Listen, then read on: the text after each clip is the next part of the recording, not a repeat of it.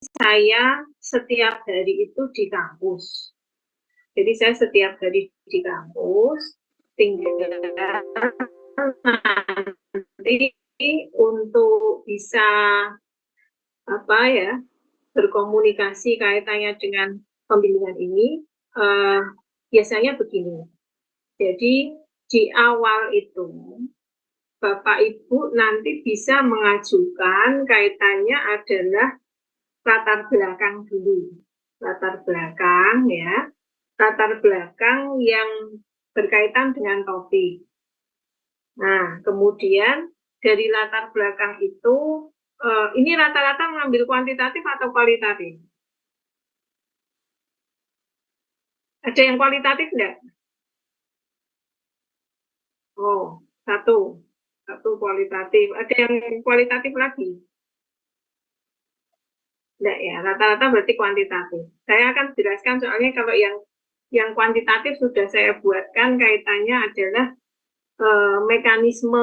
mekanisme latar belakang itu isinya seperti apa. Nah, jadi yang perlu dipersiapkan di awal, kita diskusi dulu ya. Nanti pada masing-masing mahasiswa kita diskusikan dulu. Pertama adalah kaitannya permasalahan, fenomena permasalahan yang akan digunakan untuk penelitian. Jadi misalnya katakanlah dari teman-teman pajak itu katakanlah berkaitan dengan target dari pendapatan pajak yang kurang tercapai pada satu wilayah, misalnya seperti itu. Nah, itu kan merupakan contoh fenomena yang berkaitan dengan kinerja karyawan. Atau misalnya yang dari strategik itu ya kaitannya adalah dari omset. Ya sama, prinsipnya itu kaitannya kalau kinerja itu kan bisa dikaitkan dengan omset dari perusahaan atau organisasi. Kemudian kalau memang di situ nanti yang digunakan sebagai permasalahan itu misalnya banyaknya karyawan yang keluar dan lain sebagainya, itu nanti kan sebagai dasar dalam penentuan Y-nya itu adalah keinginan untuk pindah bekerja. Nah, fenomena itu apa? Fenomena itu nanti yang digunakan sebagai permasalahan dari variabel Y. Sambil saya share screen.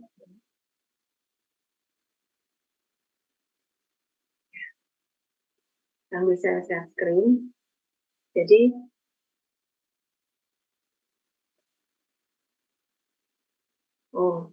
Jadi misalnya gini, stop dulu. Misalnya Bapak Ibu akan meneliti berkaitan dengan beberapa faktor yang nanti akan berpengaruh pada kinerja karyawan dengan mediasi apa gitu.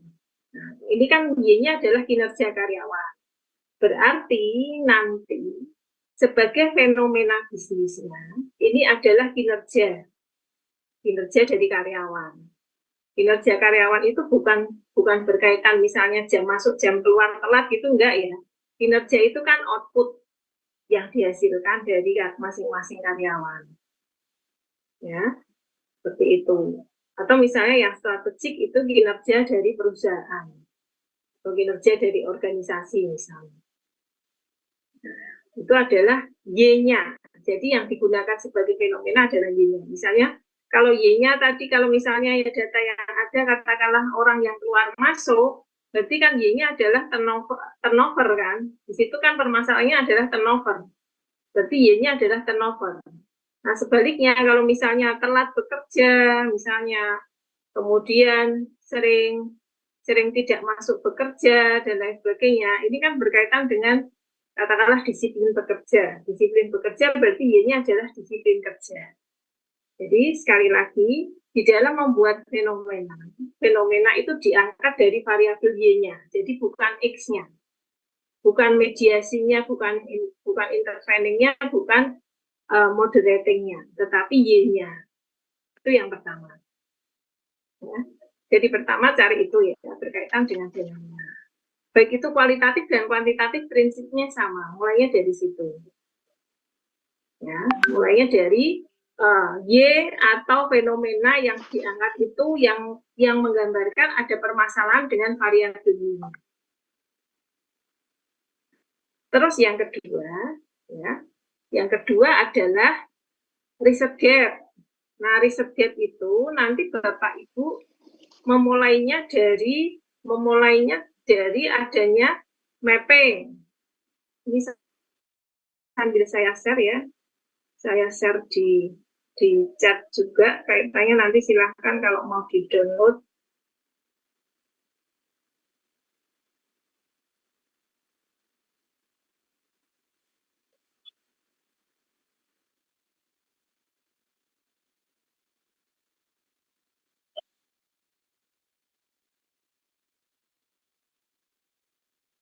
Saya share di sini saja.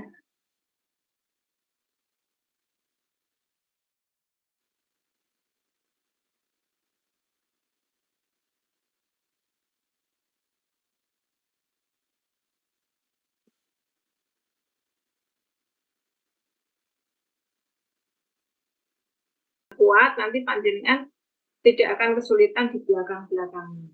Jadi ini yang harus dikerjakan dulu. Latar belakang itu memuat apa?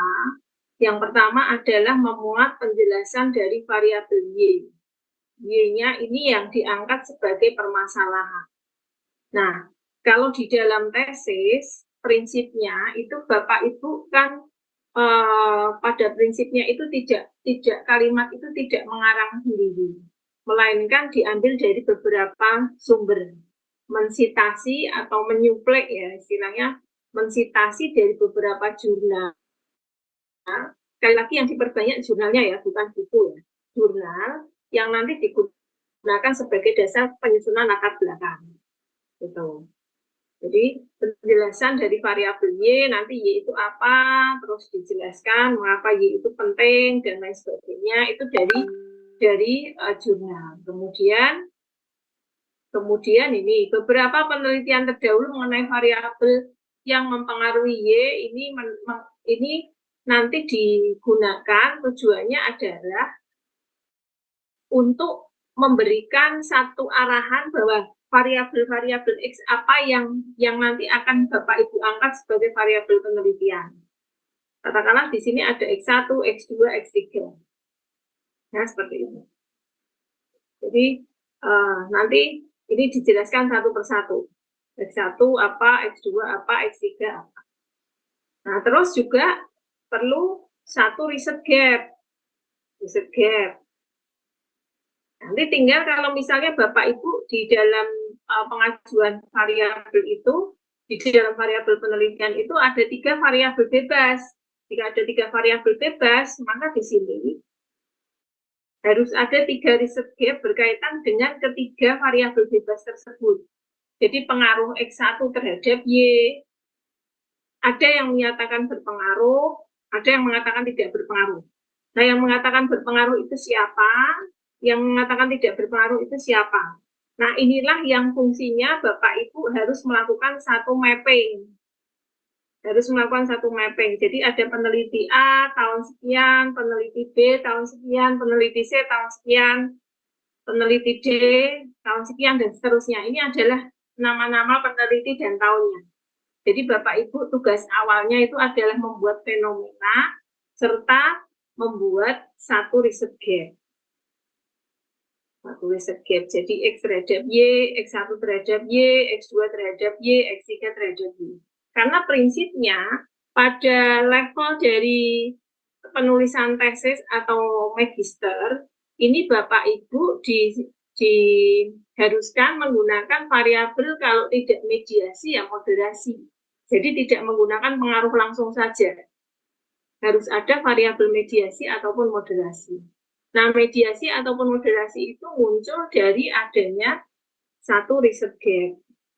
Adanya inkonsistensi hasil penelitian. Jadi penelitiannya itu hasilnya tidak konsisten. Gitu. Oke. Jadi di sini terus setelah membuat riset gap, perbedaan hasil penelitian terdahulu ini menunjukkan bahwa model penelitian sebelumnya masih inkonklusif, jadi belum simpul. Sehingga perlu satu variabel mediasi atau moderasi, nanti ambil salah satu. Ini kerangkanya yang saya buat kurang lebih seperti ini. Ya, seperti ini. Nah, nanti setelah dibuat research gap, ya, setelah ditentukan nanti research gap-nya apa yang ada, lalu ini yang tabel 2 ini sifatnya tidak wajib sih, tapi ini lebih bagus. Jadi ada satu statement atau satu kalimat yang menggarisbawahi mengapa di situ memunculkan variabel sebagai variabel pemediasi atau pemoderasi. Meskipun tabel 2 ini misalnya tidak bisa tidak dibuat, ya ini tidak apa-apa. Jadi yang terpenting nanti ada rekomendasi berkaitan munculnya variabel mediasi ataupun moderasi. Variabel yang di tengah ataupun variabel yang nanti sifatnya memperkuat ataupun memperlemah. Nah, jadi tabel ini sifatnya tidak wajib yang tabel 2. Ya, ini tidak wajib. Karena biasanya mahasiswa sudah kesulitan kalau tidak wajib. Hanya saya memberikan saran, ya, saya memberikan saran di sini ya. Yang kuning ini, yang saya blok kuning ini, menurut peneliti A atau B disarankan untuk menambah variabel misalnya M ini adalah mediasi ya, ataupun nanti sebagai pemoderasi atau moderasi, variabel M sebagai pemediasi atau pemoderasi dari pengaruh X terhadap Y.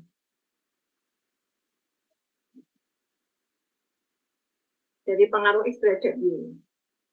Nah, kemudian bisa juga dikaitkan dengan, jadi paling tidak ada satu kalimat ini, dari jurnal ini, jadi tidak bersumber tiba-tiba muncul variabel pemediasi ataupun pemoderasi.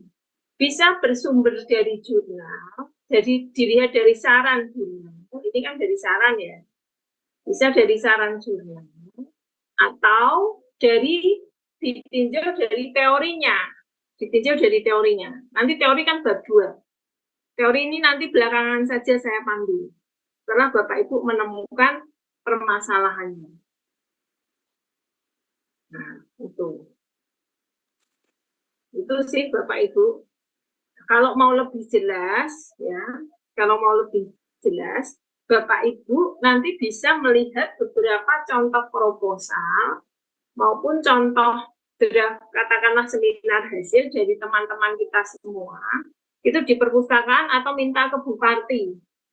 Minta ke Mbak Parti, di situ kan banyak file-file yang tidak terpakai yang dikembalikan oleh dosen dan lain sebagainya.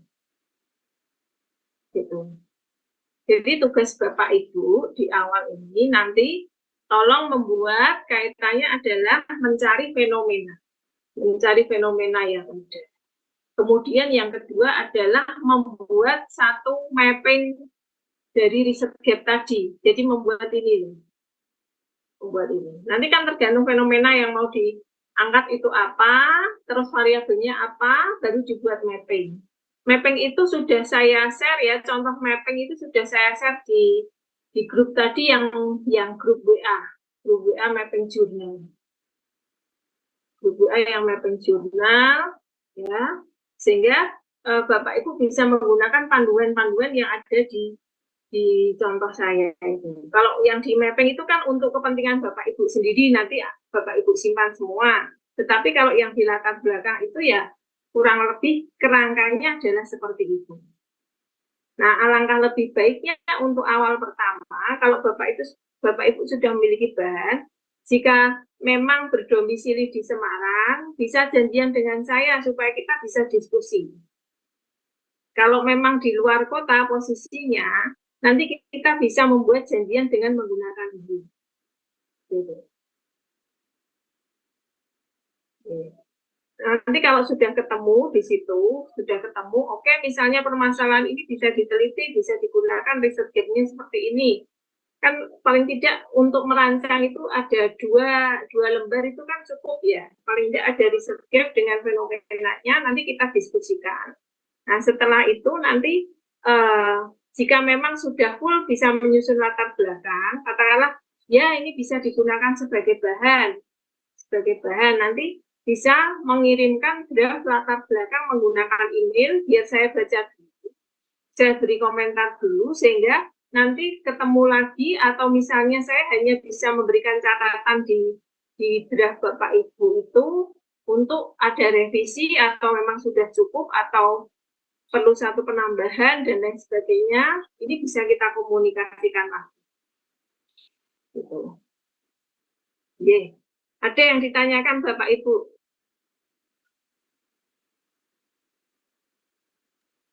Izin bertanya, Bu. Ditanyakan. Izin bertanya, Bu. Ya, monggo, Bu.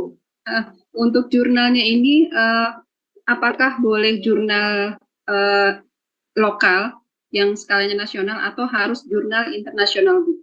Boleh jurnal nasional. Tetapi saya sarankan jurnal nasionalnya bersintan, gitu.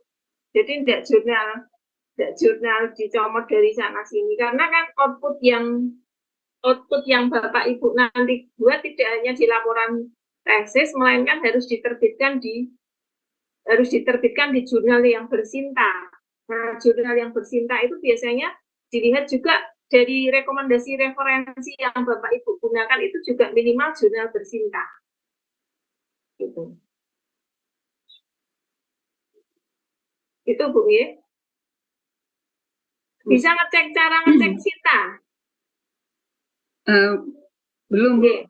Oh, belum tahu. Jadi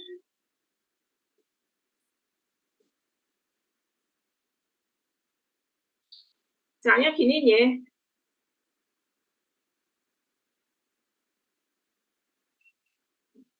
Jadi mulai dari sini, katakanlah ada satu artikel katakanlah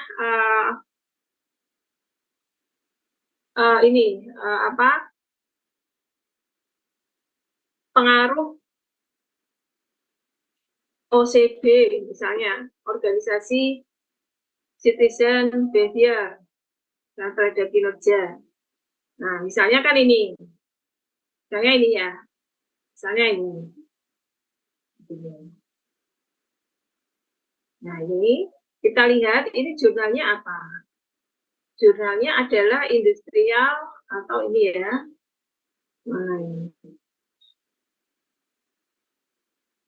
Industrial Jurnal Teknologi Manajemen Agroindustri. Bisa dilihat dari sininya, apakah ini bersinta atau tidak. Kalau ini bersinta, biasanya di dalam rumah jurnalnya itu sudah ada di sini. Kita klik saja. Dia masuk sinta berapa, ini tidak update juga. Oh, ini saya balik lagi. Gini ya.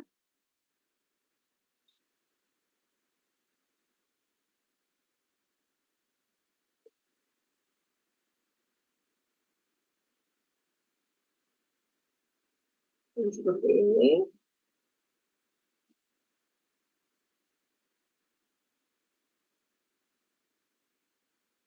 Seperti ini. Nanti dibuka saja tab baru. Nah, dibuka tab baru. Ini Sinta berapa atau Sinta.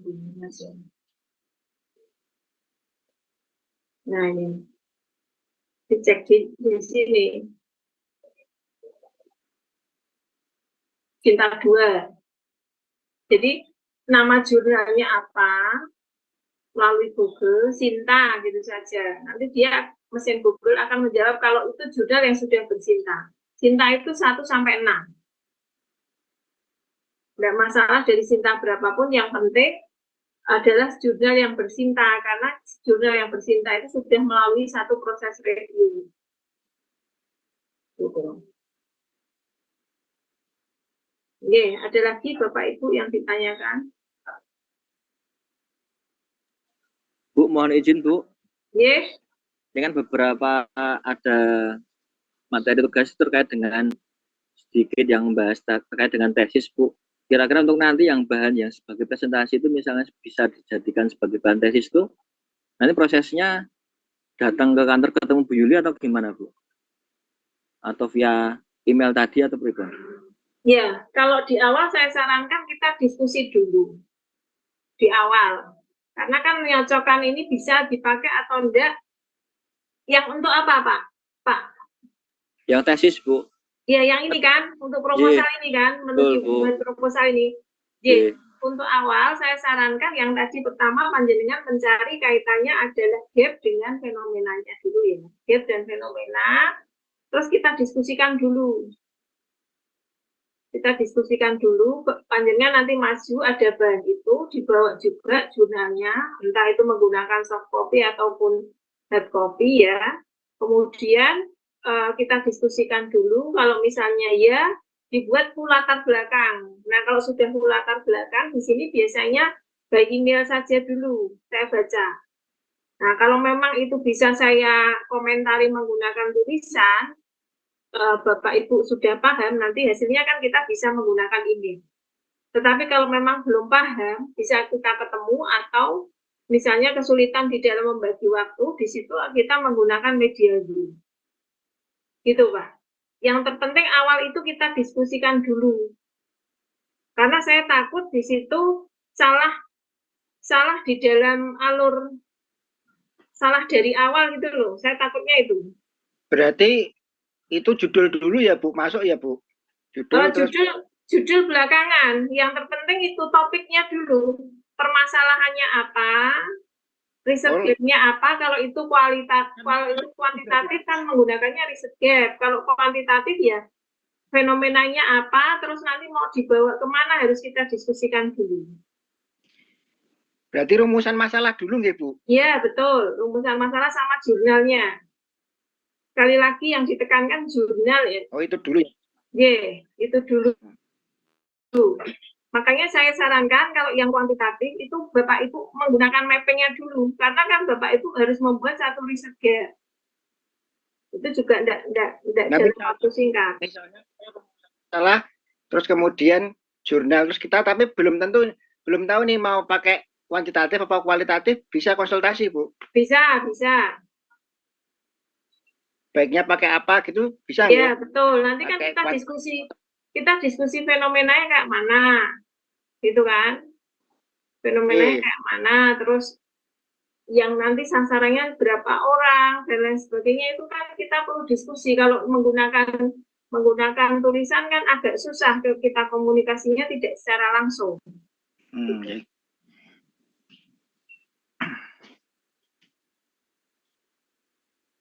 Yeah.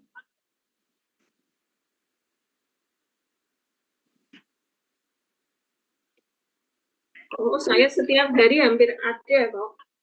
Nanti janjian saja. Oke. Tetap panjenengan bisanya pagi atau sore? Oh ya, kalau itu saya hampir tiap hari ada itu. Yeah. Kalau misalnya bisanya sore gimana, Bu? Kalau sore, saya jadwal sore itu yang pasti hari Jumat. Nah, gitu. Berarti di luar itu nggak bisa nggih? Misalnya bisa. Gitu. Sorenya jam berapa dulu, Pak? Karena kan ya paling misalnya pulang kerja jam 5 lah dari kantor lah, berarti ya jam habis maghrib mungkin. Habis maghrib itu. Ya nanti kita janjian dulu saja, Pak, kalau gitu. Yang gitu. Atau mungkin Jumat Sabtu. Kalau siang itu Jumat Sabtu. Kalau Sabtu saya malah ngajar itu enggak masalah. Oh gitu nggih. Iya, ngajar di kampus maksudnya.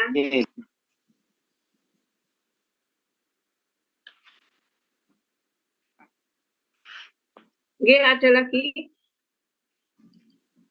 Izin bertanya, Bu, terkait fenomena masih agak kesulitan untuk menentukannya gambaran. Mohon dijelaskan kembali, Bu, terkait fenomena itu dari variabel Y sama ini, Bu, terkait apa riset gap-nya itu tadi kan kita diminta untuk mapping. Nah, mappingnya itu cukup kan kita variabel bebasnya ada setiga ya, Bu, tadi contohnya. Biasanya sekitar 3 variabel 3 ya. Untuk mappingnya cukup salah satu atau tiga-tiganya? Ya tiga-tiganya. Oh ya, tiga-tiganya Iya, itu tiga-tiganya. minimal satu variabel berapa jurnal, Bu? Itu apa Ya, itu? tadi yang Ya. berpengaruh katakanlah 3, yang tidak berpengaruh 3. Berarti kalau 3 variabel kan itu masing-masing, saya nggak bisa menyatakan berapa jurnal. Kalau idealnya di jurnal itu 20, Ya, 25, katakanlah 25 jurnal. Yang ditulisan itu loh, yang ditulisan Iya. itu minimal 25 jurnal. Kalau yang di Iya. artikel ya. Tapi nanti kenyataannya kan meremen-meremen lebih banyak dari sini. Iya, Gitu. Bu. Berarti minimal 3 nih, Bu. Ya, satu katakanlah satu pengaruh, 3 itu yang berpengaruh, 3 yang tidak, kan itu tadi kan Ya. inkonsistensi itu kan ada yang berpengaruh, ada yang tidak. Ya. Gitu. Coba kalau mau lebih jelas, makanya saya sarankan lihat contoh yang ada di perpustakaan. Lihat contoh yang ada di perpustakaan sehingga panjenengan bisa paham alurnya itu kayak mana. Kalau saya menjelaskan di sini, panjenengan tidak melihat beberapa contoh kan agak susah. Gitu.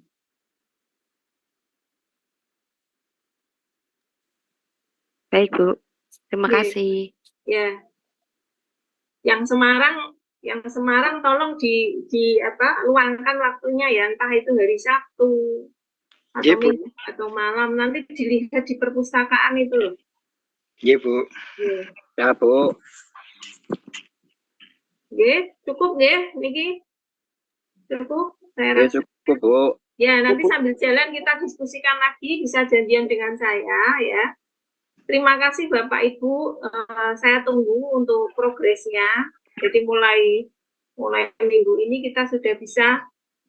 Berarti mulai minggu ini Bu, pengajuannya judul. Ya monggo, ya kan saya nggak tahu kecepatan mahasiswa masing-masing kalau itu. Oke.